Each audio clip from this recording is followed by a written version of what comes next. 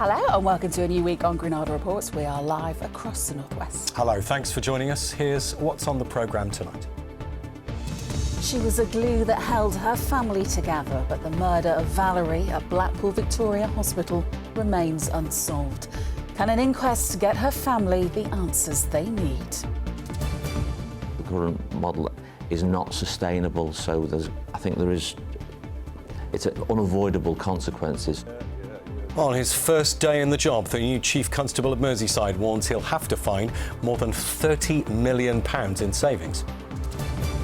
The Baton of Hope tour sets off from Blackpool, aiming to challenge the stigma of suicide. You may be going through the darkest times, you may be in a situation of despair, but we're out here, we're all together, we understand you're not alone. Jack from Cheshire wants to be the first person in history to run the entire length of India. We find out what's inspired him. In sport, it's transfer deadline day, just 1 hour to go before the summer window closes, and it's been a record-breaking day for Liverpool. All the details coming up. And it's been another breezy day along our coastline today, but find out what the weather has in store for the rest of this week later on in the forecast.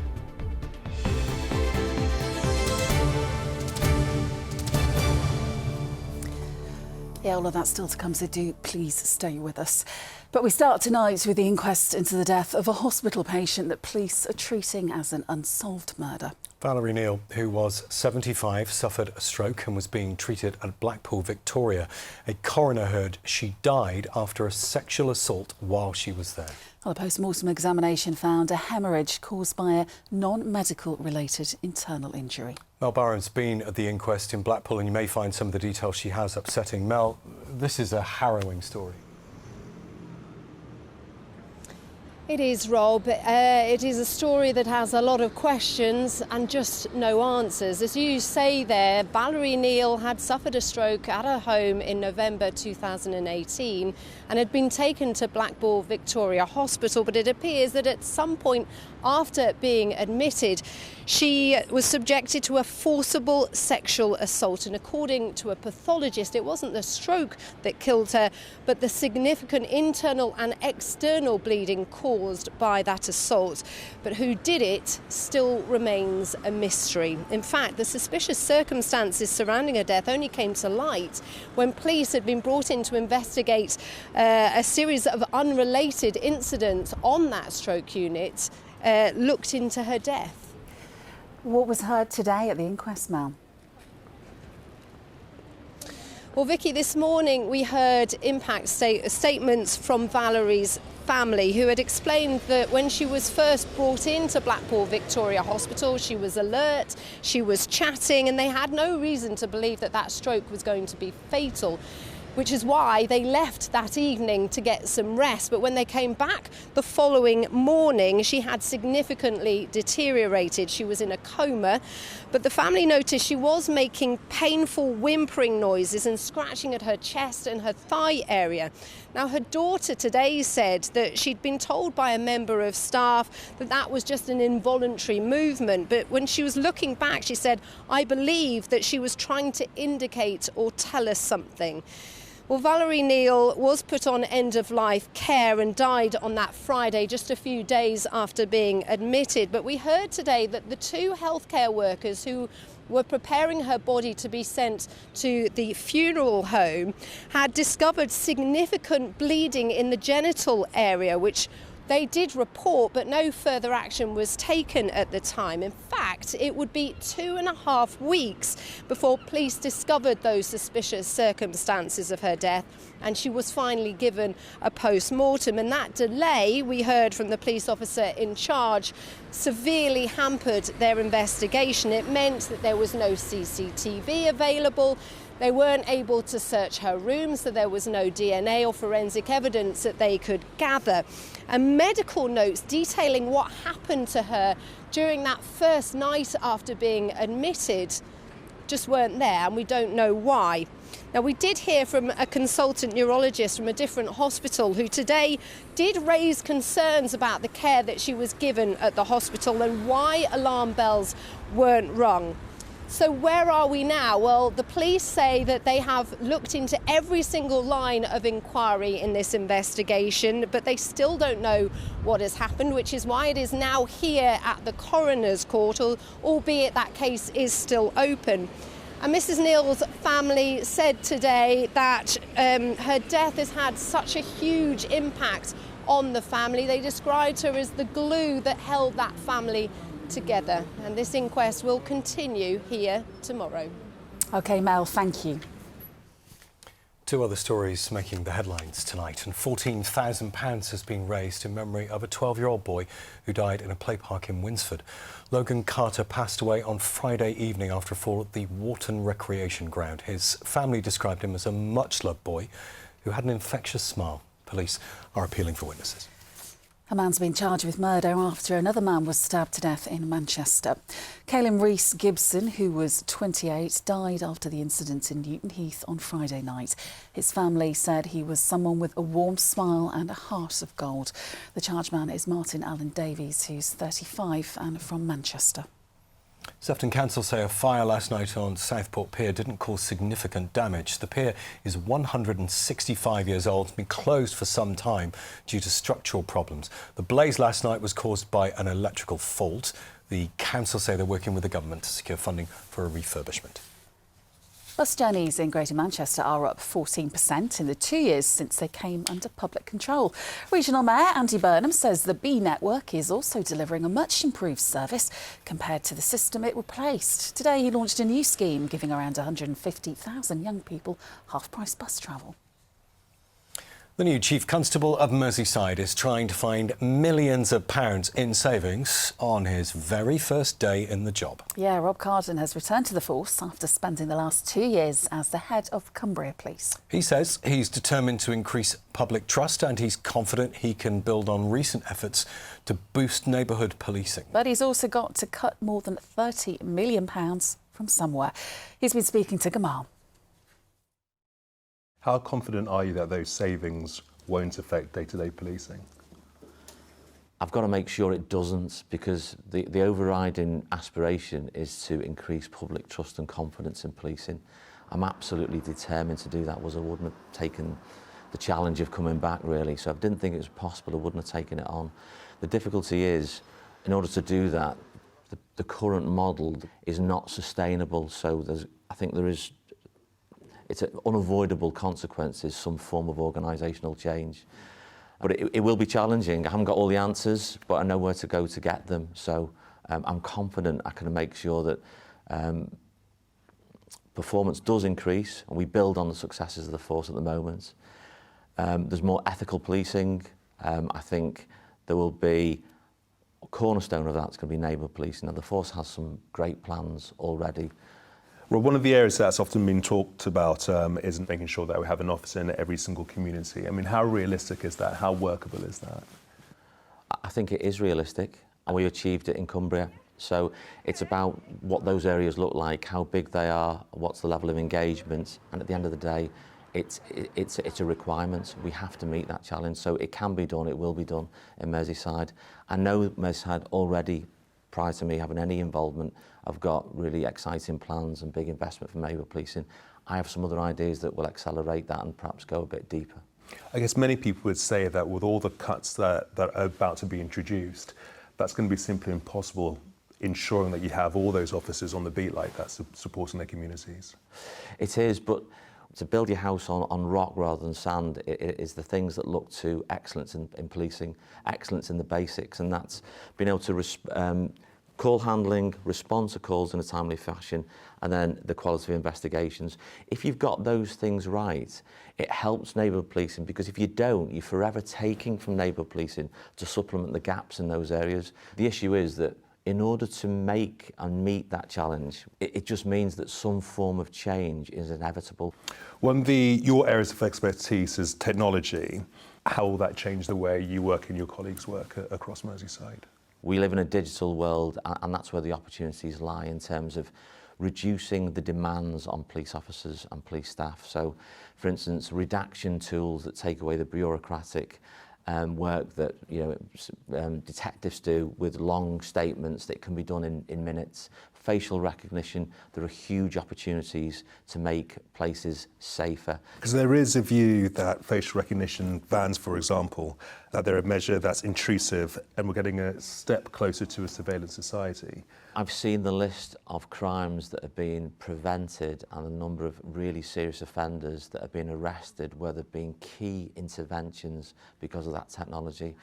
I think it's about trying to persuade people that the worth of that technology, but if there are ways we can do, move forward to safeguard and be less intrusive in terms of people's data, we have to work with people, collaborate, listen to people's views and concerns and find a middle ground, but the opportunities are significant for public safety.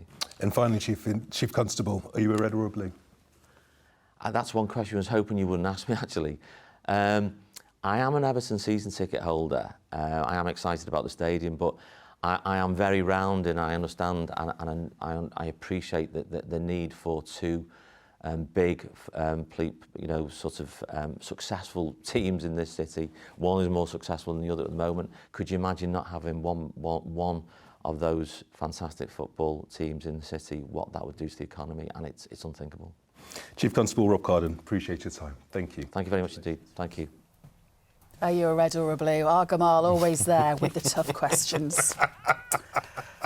Still to come on tonight's programme. Hey, big spender. It's the final day of the transfer window and Mike's here with the latest as the clock ticks towards the deadline. And it's almost as if the weather knows we're now in meteorological autumn. It is turning rather changeable and fresh over the next few days. I've got the details in a few minutes. OK, now to the Baton of Hope, which set off from Blackpool today on a UK tour to highlight the effect of suicide on families. Yeah, it's a campaign by Mike McCarthy, whose son Ross took his own life at the age of 31. So as its tour began, the baton was carried by 100 local people who've all been impacted by suicide. Andrew Fletcher reports. Setting out on a second tour of the UK, this 73-centimetre silver and gold baton is a symbol of hope in the face of adversity. Over the next 6 weeks, the Baton of Hope will visit 20 locations in all parts of the UK, carried by suicide survivors and bereaved families. Sam Southern, who lost her husband Glenn to suicide in 2020, launched the tour in her hometown, Blackpool. I'm so pleased that we are starting the tour because suicide rates in Blackpool are huge. We are about 16.7 per 100,000 and nationally it's about 10.7, I think. So we are above average. We need to have these open conversations and nobody should feel in this day and age that the only way out is suicide. The Baton of Hope charity was set up by TV journalist Mike McCarthy after his 31-year-old son Ross took his own life. The first Baton of Hope tour in 2023 was the UK's largest ever suicide prevention initiative. The Baton visited 12 cities on its way to number 10 Downing Street, touching people wherever it went. What we saw when we did our first tour 2 years ago was that people really engage with it. It resonates, it means something to them. And a lot of people said to us that carrying the baton gave them an opportunity not to shy away from the subject and also to honour the person that they loved without any stigma. On this first leg of the 2025 relay, the baton's been carried around landmarks of Blackpool and the Fylde coast, visiting the zoo before a circuit of Blackpool's Bloomfield Road ground. Along the routes, many hubs have offered support for bereavement and mental health. Yes, it's about providing support to families who are bereaved by suicide, but actually the bigger aim is trying to make sure that we have no suicide. Suicide is preventable with the right support. So we're shining that light in the hope that we can, illuminate where the support is and make sure that people know about it. What do you hope people seeing the relay going through Blackpool and the Fylde coast will take away from it? I hope they'll recognise that, particularly if they're going through despair or loneliness, they feel neglected or whatever, abandoned, that there are people out here, there are armies of people who care, who want to help, that they're not alone. And also, I'm hoping that people will recognise the bravery of the people carrying that baton. And hundreds more of them will carry the baton throughout the rest of its tour, which will visit Cumbria and Tameside before the finale event in London on the 10th of October, World Mental Health Day. Andrew Fletcher, ITV News in Blackpool. You're watching Granada Reports. Here's what's to come on the ITV Evening News at 6:30 with Mary. Coming up in the programme, a new term of Parliament opens with a priority: more reform on the asylum system. The Prime Minister has announced a new team to deal with migrant crossings and the housing of asylum seekers. Also, the family is set to save hundreds on childcare costs. And the Hollywood star pulling pints to save his local Wiltshire pub. Do join me for those stories and more at 6:30. Right, well, time for sport now, and it is edge of your seat stuff. Transfer deadline day in the world of football. Liverpool are finally getting their man, Mike. Yeah, that's right. Just over 40 minutes to go now until the summer transfer window closes, and it has been a busy end to that window. Plenty of big transfers, none bigger than Alexander Isak's move from Newcastle to Liverpool. The two clubs have agreed a British record transfer fee of £125 million for the Swedish striker. He's had a medical with the Premier League champions, who will very shortly announce he's put pen to paper on a 6-year contract. And it could be a very good... Heading out of Anfield, though, is Harvey Elliott, who's on the verge of a loan move to Aston Villa. Elsewhere, Manchester United are trying to address their goalkeeping problems. They've agreed a deal to sign Seny Lamens from Royal Antwerp for £18 million. Meanwhile, Jadon Sancho is heading out on loan again, this time to Aston Villa. And Antony is set to join Spanish side Real Betis. Manchester City are also strengthening their goalkeeping department. They're closing in on Paris Saint-Germain's Gianluigi Donnarumma on a £30 million deal, a move which would see Edison allowed to leave and join Fenerbahce.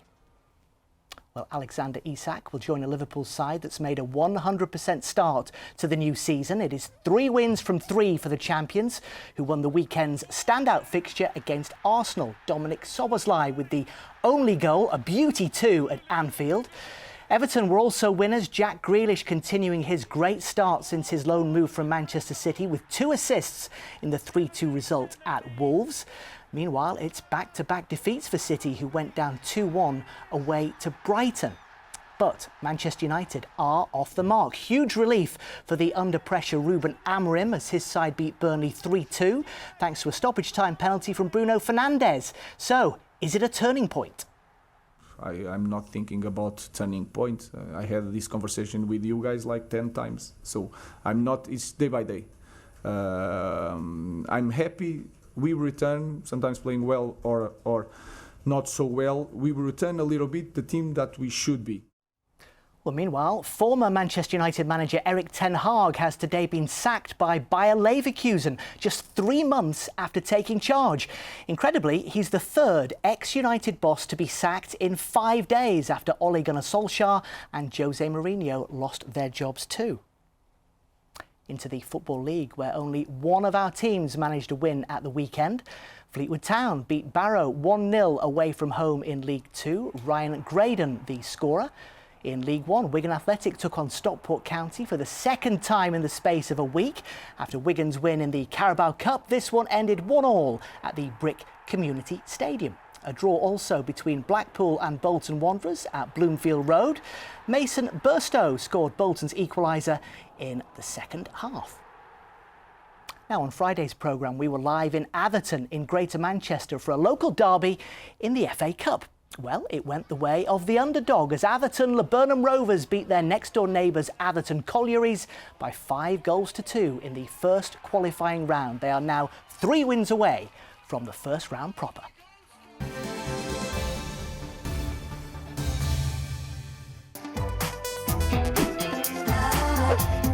Getting that winning feeling. FOW, sponsor of the Granada Sport Report. To Rugby League, and Wigan Warriors are still in the fight for the League Leaders' Shield. They are 4 points adrift of Super League leaders Hull KR after a comfortable victory in France. They were 40 points to 4 winners over the Catalan Dragons in Perpignan. And finally, to the rugby league star who's been inspiring children to get active. A warning, some very cute pictures coming up. This is former Salford and Lee player Junior Sow proving you are never too young to get active as he helped a nursery in Salford launch its first ever daily mile. Children as young as 2 at Media City Nature Kindergarten will now be taking part in 15 minutes of physical activity every single day. There you go, you are never too young to start getting those steps in. And I can say with some confidence that those children have already done more exercise today than I have. And me, to be Yeah, fair. all of us. All of us, I think. All of yeah. us. We could do with them coming in here, couldn't we really, putting us through our paces? I'll ask him. Let's see if we can sort that out. Thank you very much. Thank you, Michael. Now, a runner from Cheshire set off on an extraordinary journey, aiming to be the first person in history to run the entire length of India. Yeah, you heard that right. Jack Faint. This makes me feel faint just thinking about it. Jack started his 4,000-kilometre journey today from the country's northern mountains, and he's aiming to cover 50 kilometres a day. And he plans to run like that for 80 days, all to support 2 cancer charities after he was diagnosed with a brain tumour. Before he started this record attempt, he spoke to our correspondent, Anna Yosef. She started by asking him about his health journey. I was diagnosed with a grade 2 oligodendroglioma, so a bit of a mouthful, but it's a slow-growing brain tumour. Probably accounts for about 2 to 5% of all primary brain tumours. Probably one of the better brain tumours if you're to diagnose, because it grows quite slowly. It's not too aggressive. Prognosis was typically people with these types of tumours live another 10 to 15 years. What impact did that diagnosis have on your life? Pre-diagnosis, probably lived the early 20s lifestyle that many of us do. A lot of alcohol, smoked, didn't look after myself, didn't really have any form of exercise routine, didn't really watch what I ate. So the impact of it that I went through a huge transformation. The first question I asked once I was diagnosed was, what can I do? What is within my power? What's within my control to have a positive contribution to this prognosis? And she said, for a second, she took off her doctor's hat and put on just a human hat and saw a young man that needed a big change in his life and said, if I was in your shoes now, I'd have a huge holistic lifestyle change. I'd stop smoking, I'd limit my drinking, I would move to a more plant-based organic diet, and I would start meditating, is what she said. So for someone to say give me that advice in that moment that was quite progressive was quite incredible. So as soon as I left Australia and went backpacking around the world, I started to just introduce all of these different lifestyle changes. Got involved with the spiritual side of India, started learning about meditation and breath work, and did a little bit of yoga. I still do, even though I'm not very good at it. But it helped me cultivate a sense of gratitude and joy for all the other things that I have going on in life. Like, I still have so many other things to be happy and grateful for. Yes, this to go through some really difficult moments with being diagnosed with what I've been diagnosed, and scans, and there's a lot of emotions that come and go, but ultimately it's helped me create a sense of gratitude and happiness. You started running ultramarathons for charity. You're now aiming to be the first person to run the entire length of India, over 4,000 kilometres in 80 days. How do you prepare for something like that? Oh, good question. It's been a really challenging 12, 18 months to lead up to this point, trying to manage and juggle the volume of training, a full-time job, showing up for relationships, many things. It's been really, really difficult. Fortunately, I've got a really wonderful team. I've got a really great running coach, strength and conditioning coach, just to try and get my body as strong as humanly possible to be able to take on such a monumental challenge. Jack, how can people support you? A few different ways. So I've got a website. So my website is jackfaint.com. So on there is a lot of information about the project and how people can get involved. If you want to support charities, there's 2 charities we're going to raise for. One based in the UK, a wonderful charity called the Brains Trust, to support people and their families of people experiencing and living with brain tumours. So that's a Just Giving link. Then we have an Indian charity called You We Can, which was set up by the famous Indian cricketer Yuvraj Singh. That supports people with cancer in and across India. So I wanted to support the country in which I'm running through. Thanks for joining us, Jack, and good luck with everything. Thanks so much. Cheers. Bye-bye. That is brilliant. He's amazing. 50k a day. I'd be lucky if I could run a couple of K, jog, frankly, or walk. Let's be honest here. Beautiful scenery as well there. Yeah, amazing. That's going to be quite the task. Let's get a look at the weather. Here's Jo. Why do I need a shower? I've been out in the rain. The faster you go, the sooner you'll be out. You'll save water too. United Utilities sponsors ITV Granada weather. Thank you. A very good evening to you. Low pressure in charge of our weather this week, so things will be changeable over the next few days, with showers never too far away again tomorrow and breezy conditions at times. By the middle of the week, certainly the end of Wednesday, something rather more wet and windy to come. Back to the details then. We can see low pressure to the north. Showers associated with that continue to feed in across the northwest of England and the Isle of Man tonight and again tomorrow. One or two heavy ones, a bit of brightness to look forward to. And at the moment, a feed of fairly mild air, so temperatures are just above average for the time of year. Over the next few hours, expect one or two heavy downpours. These will tend to ease off as we head through the night, but it remains unsettled and showery and breezy at first, with winds dying down into the early hours of tomorrow morning. And one or two breaks in that cloud here and there before tomorrow. Temperatures down to 11 or 12 degrees tonight. Those are tomorrow's sun times. It is up at 6:20, setting at 8 o'clock tomorrow evening. For most of us tomorrow, there will be showers around from fairly early on, and a couple of these could be heavy, possibly a little more though in the way of brightness than we've seen today, and winds are falling a good deal lighter. So if you catch a shower, it'll move through perhaps slower, but it won't feel too fresh. 19 Celsius tomorrow afternoon. Most of those showers petering away by the end of the day tomorrow. Looking ahead, a showery start to Wednesday with wet and windy weather moving in later on in the day. Another showery day to come on Thursday, perhaps a little drier to end the working week with high pressure building in, so settling down a little through the weekend. Bye-bye. United Utilities sponsors ITV Granada weather. Thanks, Jo. Well, that is it for Granada Reports today. Rob Smith, if you were going to attempt to break a world record, what would it be? How about a chocolate bar or one of those nice little chocolate truffle things in every chocolate factory? I'd go for that. I could help you with that. I think we'd make a very good team on the chocolate truffle front. Stuff in our faces. Have a nice night. Thanks for watching. Have a good night. We'll see you soon. Chocolate